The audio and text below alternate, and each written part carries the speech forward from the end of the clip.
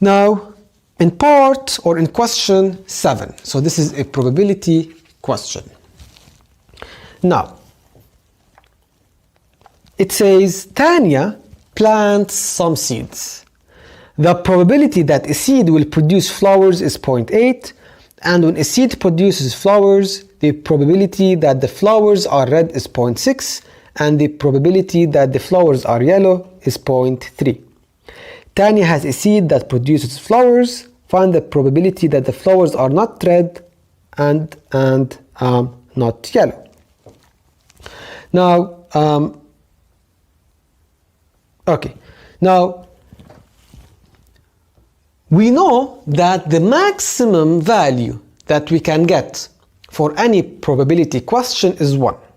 So that's the maximum value. So the probability that the flowers are red is 0.6, and the probability that the flowers are yellow is 0.3. So the probability that the flowers are not red and not yellow is 1, which is the total of all probabilities minus the probability that flowers are red, which is 0.6, plus the probabilities that the flowers are yellow, which is 0.3. So it's 1 minus 0.9, and the answer is 0.1. So that's the probability that the flowers are not red and not yellow. So it's 1 minus the probability that they are red and the probability that they are yellow. Now in part BI, we need to complete the tree diagram. So so the first event is produces flowers. So the probability that the plant produces flowers is 0.8. So what's the probability that the plant will not produce flowers is 1, which is the total value of all probabilities, minus 0.8, which is 0.2. Now, the probability that the flowers are red is 0.6 and the flowers are yellow is 0.3. So, red is 0.6, yellow is 0.3. Now, how can we find other colors? So it's simply the sum or the total probability, which is 1, minus 0.6 minus 0.3, which is 0.1. So that's the completed tree diagram. Now, in part I, we need to find the probability that a seed chosen at random produces red flowers. So produces red flowers is simply 0.8, which is the probability that the plant will produce flowers, times 0.6, which is the probability that the flowers are red. And the answer is 0.48. Now in part I, it says Tanya chooses a seed at random. Find the probability that this seed does not produce red flowers and does not produce yellow flowers. So,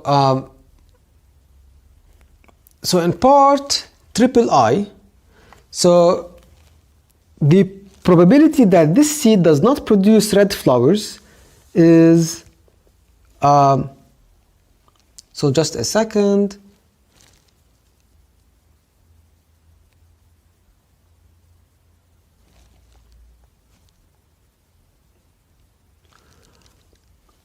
Okay, so the probability that this seed does not produce red flowers and does not produce yellow flowers.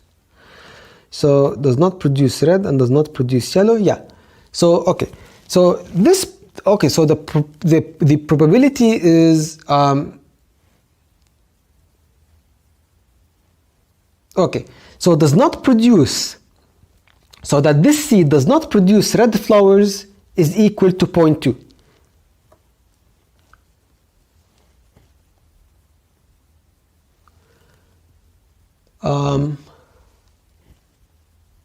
Okay, so the probability that this seed does not produce red flowers and does not produce yellow flowers. So, does not produce red flowers and does not produce yellow flowers, it means that this seed will produce flowers with other colors. so does not produce red and does not produce yellow, then this means that the plant will produce other colors. So what's the probability that the plant will produce other colors? It's simply 0.8 times 0.1. So it's 0.8 times 0.1 plus 0.2. Why plus 0.2? Because the probability that this seed or this plant does not produce red flowers and does not produce yellow flowers is simply this seed producing flowers with other colors, which is 0.8 times 0.1, or simply does not produce flowers, which is 0.2. So it's 0.8 times 0.1, because multiplying 0.8 times 0.1 will give us the probability that this seed will produce flowers but with other colors. And I'm adding 0.2 because we could have a chance of getting a seed that does not produce flowers at all. So does not produce flowers at all means it's not producing red and yellow flowers. So it's 0.8 times 0.1 plus 0.2. So that's the final answer. So it's equal to 0.28. Now in part C, it says 2 of the seeds are chosen at random. Find the probability that one produces flowers and one does not produce flowers. So one produces flowers is 0.8 and one does not produce flowers is 0.2. So the probability is 0.8 times 0.2. So I can get, so I'm having 2 seeds. So the probability that one of the seeds will produce flowers is 0.8 and one of the seeds won't produce flowers is 0.2. So I multiply them together. Or I can have the first seed not producing flowers, which is 0.2, times the second seed producing flowers. So here I have 2 options. So the answer here is 0.36. So that's the final answer. Now in part 8, or in question 8, we're given 2 triangles. So triangle ABC and triangle PQR. So ABC is mathematically similar to PQR. The area of triangle ABC is 16. Calculate the area of triangle PQR. Now, so since this is the area of similar triangles, so we know that the area of the bigger triangle, which is PQR, divided by the area of the smaller triangle, which is ABC, is equal to k squared. Now I need to find the area of the bigger triangle, which is PQR. So it's x over the area of the smaller triangle ABC, and it's 16, over k squared. Now what's the value of k here? So we know that k represents the proportionality between sides. Now what's k? Now since k represents the area of the bigger triangle PQR over the area of the smaller triangle, I can find k using another way, which is dividing the side PQ, which is the side in the bigger triangle, by 8, which is the side in the smaller triangle. So k is simply 12 over 8, and 12 over 8 is equal to 3 over 2. So that's k. So x over 16 is equal to k squared, and k squared is 3 over 2 squared, which is 9 over 4. So let's cross multiply. So 4x is equal to 16 times 9. So over 4 here and over 4. So x is 16 times 9 over 4, which is equal to 36 centimeters squared. Now in double I, it says the triangles are the cross sections of prisms which are also mathematically similar. The volume of the smaller prism is 320. Calculate the length of the larger prism. So again, Now this is the volume of similar triangles. And if I divide the volume of the bigger triangle V of PQR over V of ABC, I will get K cubed.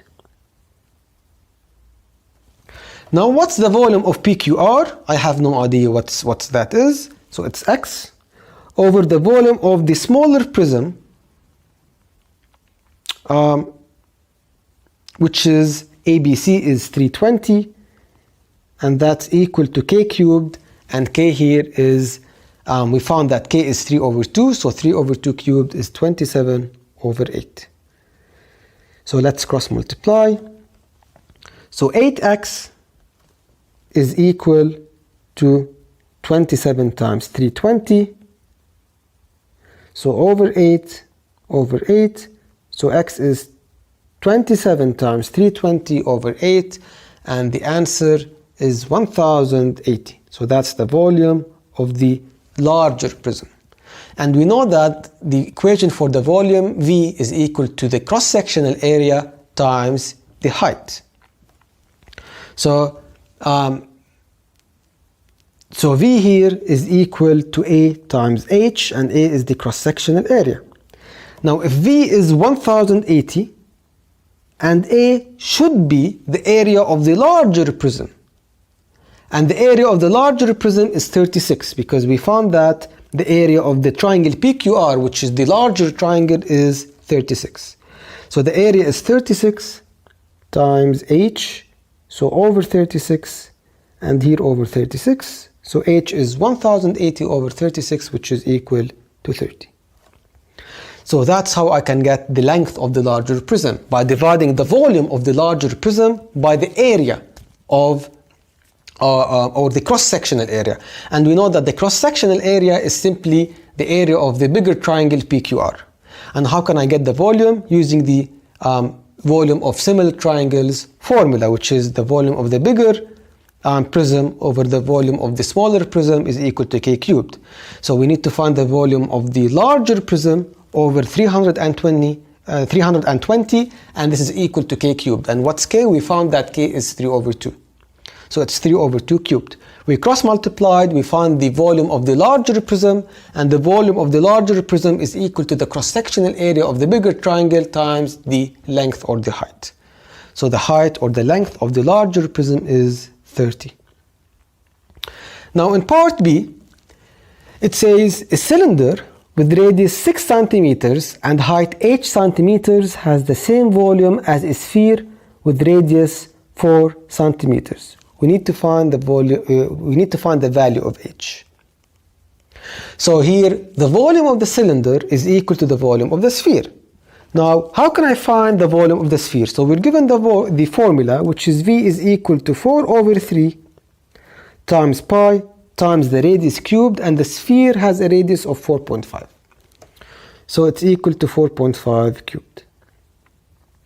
So that's the volume of the sphere. And the volume of the sphere is equal to the volume of the cylinder, which is pi times r squared, and r is 6. So 6 squared is 36 times the height is h. So here pi cancels with pi. So it becomes 4 times 4.5 cubed over 3 is equal to 36h. So I will multiply by 1 over 36 to cancel out the 36. And of course the left hand side by 1 over 36. So h is 1 over 36 times 4 times 4.5 cubed over 3. So using your calculator, h is 3.375. Now in part C, it says a solid metal cubed of side 20 centimeters is melted down and made into 40 solid spheres, each of radius r. We need to find the value of r. And the volume of a sphere with radius r is 4 over 3 pi r cubed. So now I have a solid metal cubed of side 20. So I can get the volume of the solid metal cubed. So the volume of the cube is length times width times height, so it's 20 times 20 times 20, which is 8,000.